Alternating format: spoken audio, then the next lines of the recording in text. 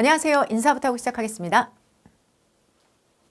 성정혜입니다. 반갑습니다. 처음 뵙는 여러분들도 계실 것 같습니다. 우선 오늘 시험 보시냐고 너무너무 고생 많이 하셨습니다. 자, 학력평가 고1 3월. 아마도 고1이 이 모의고사 학력평가 임하시고 난 후에 느끼는 그 감정이 훨씬 더 클 거라고 생각합니다. 고2, 고3은 이미 모의고사를 여러 차례 경험을 했지만 아마도 여러분들은 중학교 때 보던 중기, 중간기말, 중간기말이 아니라 이런 모의고사, 그런데 아침부터 저녁까지 고개 한번 못 펴고 점심까지 먹고 보는 이 시험이 익숙하지만은 않으셨을 겁니다. 그리고 채점하고 난 후에 그 성적에는 더더욱 익숙하지 않으실 수 있죠. 자, 그렇다면 이 해설에 오신 걸 너무너무 잘하셨습니다. 이 해설은 시험이 끝난 지 얼마 되지 않은 시점에 1부와 2부로 진행이 됩니다. 자, 먼저 어떻게 진행할지 그 취지와 그리고 여러분이 진짜 원하는 것이 해설인지 아니면 내신 대비인지에 대해서 먼저 정의하시는 과정이 필요합니다. 해당되는 강의는 모의고사, 즉 학력평가가 끝나고 난 이후에 여러분들이 이번 시험에 대한 전략을 이렇게 짰어야 된다. 이런 부분을 우리 보완합시다. 라는 말 그대로 전략을 확인하고 그리고 내 모의고사의 경쟁력을 체크하는 것입니다.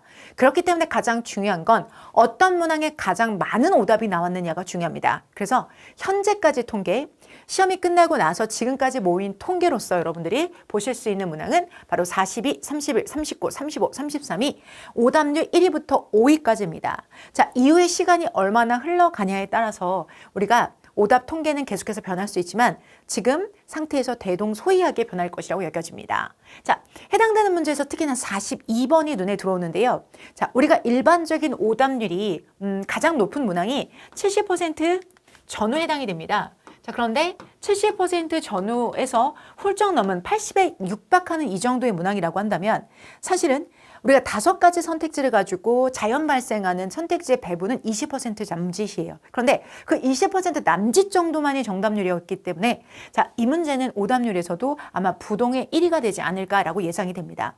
현재 하루 정도 지난 시점이기 때문에 좀 더 이후에 통계가 쌓였을 때 그때 우리가 크게 변하는 부분이 어떤 부분일지도 한 번씩 예상해 볼 수 있는데요. 1번 문제부터 시작해서 여기 상위권 문제들은 여러분들이 계속해서 약점을 가질 수 있는 부분이기 때문에 이렇게 시험이 끝난 직후의 전략 강의를 통해서 앞으로 내가 저런 모의고사에서 이 20%가 되고 내가 79%가 되지 않을 방법은 무엇일까? 이런 것들을 확인해 봐야 되겠죠. 물론 매우 오답률이 낮은 목적 문항 같은 거에서도 여러분 틀리실 수 있습니다. 그런데 그건 금방 교정이 될 뿐만 아니라 실수의 확률이 있지요.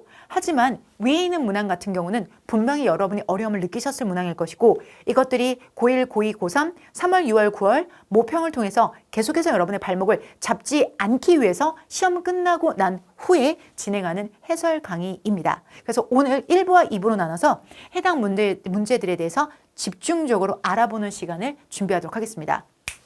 그런데 여러분이 혹시 원하시는 게 3월, 6월, 9월 모의고사를 이용해서 여러분의 내신 대비를 하고 싶으신 거라면 그렇다면 여러분 해당 강의는 해설 강의이기 때문에 이것의 목적으로 준하는 369 강의를 담아두시기 바랍니다. 저는 오늘 해설 직후에 바로 369 강의도 영상을 찍을 예정입니다. 그러니까 시험이 끝난 지 정말 몇 시간 안 됐는데도 불구하고 여러분들이 369 강의 1부부터 여러분을 보실 수 있는데요. 1부부터 5부까지 진행될 예정입니다. 자, 각각의 목차를 통해서 여러분이 어떤 문항을 다룬지 확인해 보시는데 내용은 이렇습니다. 우선 먼저 내신 대비를 위해서 변형 문제에 대한 연습을 하실 수 있게 자, 문항들을 변형해서 여러분들과 연습을 할 거고요. 그리고 단순하게 그냥 문항만 변형하는 게 아니라 실제 이런 문제 유형에서는 어떤 부분의 특징이 있었는지 등의 모의고사를 대비할 수 있는 부분도 함께 하도록 하겠습니다. 내신 대비와 모의고사가 동시에 잡히는 게 바로 369 분석 강의에 해당이 됩니다. 그래서 내신 대비를 준비하고 계신 여러분이라면 해당 강의를 클릭해 주시고 자, 우리가 18번부터 시작해서 40번까지 전수 문항에 대한 해설을 들으시고 그리고 변형 문제를 경험하시는 걸 추천드립니다. 그러니까 강좌답게 미리 담아 놓으시면 아마도 이 해설과 동시에 거의 업로드가 될 겁니다. 그러면 차근차근 올라오는 부수대로 자, 여러분들이 이런 내용들을 보실 수가 있는데요. 지금 보시는 것과 마찬가지로 18번 문항 그냥 단순하게 모의고사식의 해설을 하는 것이 아니라 이것이 변형되었을 때, 자, 이것은 participating이 나오느냐, participate가 나오느냐, 전치사 뒤에 있는 모습은 이런 형태를 써야 된다. 같은 문법 문제부터 시작해서 해당 문제는 정답이 하나가 아니라 둘 다 정답입니다. 본문의 since는 때문에라는 의미로 쓰였기 때문에 because를 대체해도 되는 겁니다. 그렇기 때문에 이건 유의어를 여러분에게 더 알려드리기 위함이고요.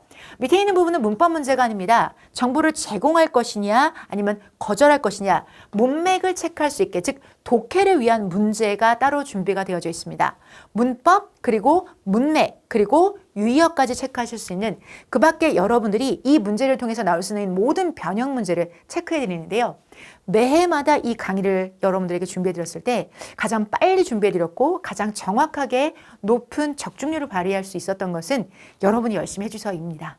여러분이 열심히 해주셔서인데요. 강의를 여기에서만 멈추는 게 아니라 끝나고 난 후에 여러분들이 다시 이 문항들을 저와 같이 보시면서, 자, 이 문제는 변형이 이렇게 될 가능성이 높습니다. 딱 집어 변형 짚어드리고요. 소재, 제목, 요지까지도 하나하나 짚어드리기 때문에 여러분이 본문이 자연스럽게 공부가 되고, 그리고 그것이 내신 변형 문제를 마치 전달이 되기 때문에 여러분이 시험을 마치시고 나서는 선생님 진짜 저희 문제 이렇게 똑같이 나왔어요. 공부할 때 도움 많이 됐어요. 편하게 공부할 수 있어서 좋았어요. 라는 후기 등을 남겨주시는 강의가 바로 이 강의인데요. 여러분이 지금 해설 강의를 들으신 게 오시는 게 아니라 이런 내신 대비를 바라러 오셨다면 369 강의를 들으시면 되는 겁니다. 오케이? 그래서 같은 날, 그래서 저도 시험이 끝나고 직후에 작업을 해서 1부부터 차근차근 올려드린 이유가 여러분들이 내신 대비가 사실은 걱정이 많이 되시잖아요. 고1 내신 대비는 어떻게 해야 되는지 저는 잘 모르겠어요. 왜 교과서가 아닌 다른 부분이 들어가죠? 이런 것들 걱정되시죠? 이렇게 하는 겁니다. 실제로 이 시험이 나오고 한 몇 주 안에 여러분들이 시험을 보러 가시기 때문에 이건 참고서도 따로 있지 않아요. 출판된 교재도 없기 때문에 영상을 통해서 가능한 스튜디오 일정이 되는 만큼 빠르게 여러분들에게 3월, 6월, 9월도 업로드 해드릴 것을 미리 말씀드리도록 하겠습니다. 그러나 지금의 강의는, 자, 369 분석 강의가 아니라 해설 강의입니다. 그래서 해설에 맞춰서 여러분들 진행할 거고요. 우리의 전략에 대한 이야기를 지금 해설 강의를 통해서 같이 나눠보도록 하겠습니다. 자, 이번 시험의 특이점. 자, 전체적으로 오답률 순위부터 제가 문제를 쭉 살펴보고 난 후에 전문가의 입장에서 이번 시험이 여러분에게 발휘하고 있는 이야기는 무엇인가, 크게 세 가지로 준비를 해가지고 왔는데요. 우리 고1 수험생 여러분, 우리가 중학교 때까지 교과서 위주로, 그리고 뭐 여러 가지 가외, 학원, 인강 또는 뭐 여러 가지가 있겠죠. 이런 것들을 들으시면서 여러분들이 준비를 좀 따로 해오셨을 수도 있고 그렇지 않으셨을 수도 있어요. 그런데 지금부터는 이미 한번 내가 경험했던 교과서의 문제를 푸는 것이 아니라 이런 식으로 처음 보는 독해 지문을 보고 거기에서 주제, 제목, 요지, 그리고 어법, 삽입, 삭제, 배열, 빈칸 등의 문제를 푸는 겁니다. 그중에서도 여러분들이 많은 오답률을 보이는 문제들의 공통적인 특징이 있어서 세 가지로 정리해 드리도록 하겠습니다. 앞으로 여러분이 공부하실 때는 이 세 가지를 어떻게 보완해야 되느냐에 중점을 두고 공부하셔야 됩니다. 그래서 오늘 해설 강의 1부와 2부에서는 제가 문제로 제시한 부분에 대해서 어떻게 우리가 풀어나가야만 할 것인지도 정확하게, 깊게, 집요하게 짚어드리도록 하겠습니다. 첫 번째, 직관적이고 구체화된 지문보다는 여러분이 이런 소재 문제의 오답률이 높습니다. 특히나 오답률 1위와 2위가 둘 다 이런 소재를 가지고 있었는데요. 바로 추상적 소재입니다. 추상적인 소재가 나타났었을 때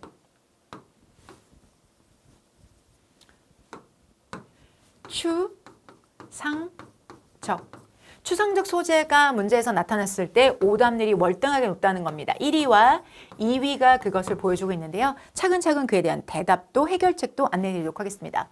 두 번째, 정답의 근거를 찾는 것이 고득점으로 가는 방법이다. 자, 정답이, 자, 이것의 근거, 자,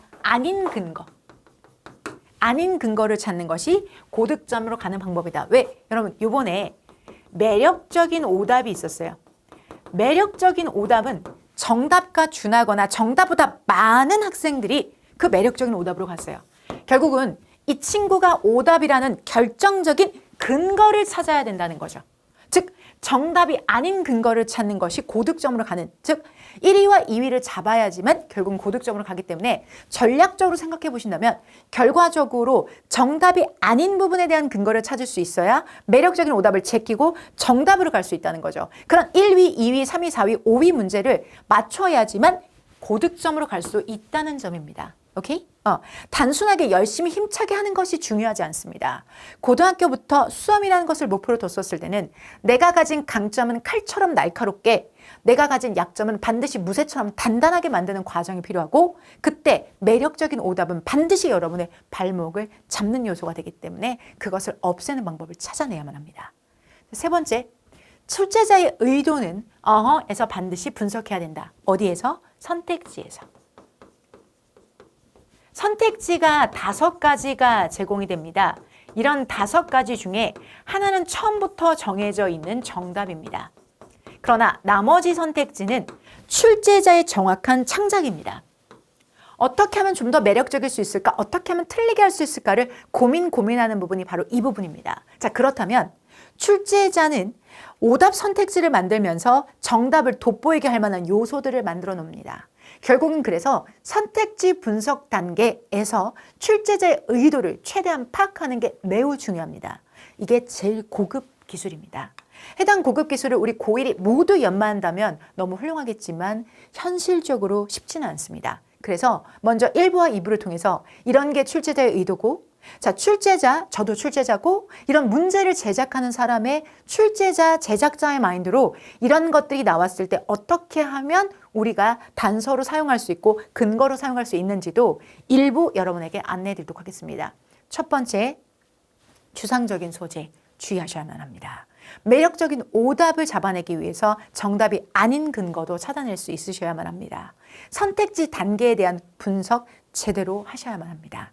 이 3가지가 녹여낸 1부 해설 강의 시작해 보도록 하겠습니다.